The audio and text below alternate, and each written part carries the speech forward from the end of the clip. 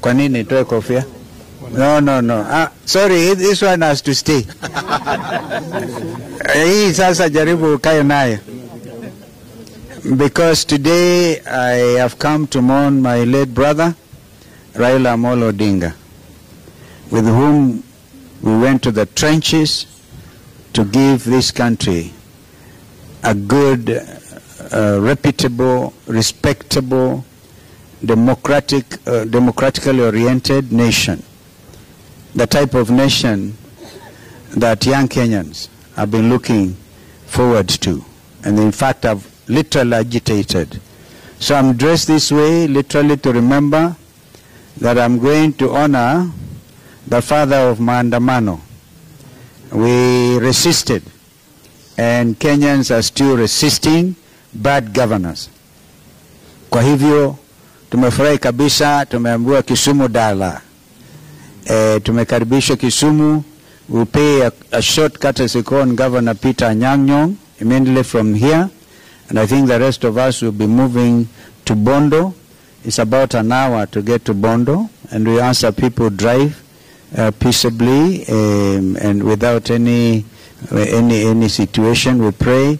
In fact, I want to ask one of the bishops to come and commit this journey before the Lord. Hapa tuko na clan elders wa Ukambani. James Kilonzo is here. He's like the king of Ukambani. So, and then we have also the Council of Elders. We have also the professionals here, led by Professor Mulubi. We also have the other Apex team, the bishops. The bishops are here, like Bishop Mwangangi and Archbishop Kituba, Apostle Musili.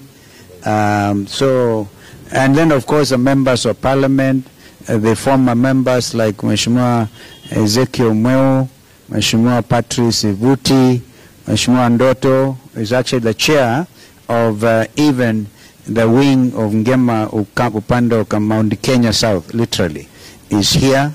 And so we're very excited. I've just been talking to the Kamba local stations out there. And we are all united in mourning our late brother, Raila Amolo Odinga. That's why we come. And we like what we are seeing. People of Kisumu, people of Siaya really welcomed us. I spoke to Governor Jim Orengo. I think they're all waiting, supporting Mama Aida and the family. So that is what I want to say. Media, you can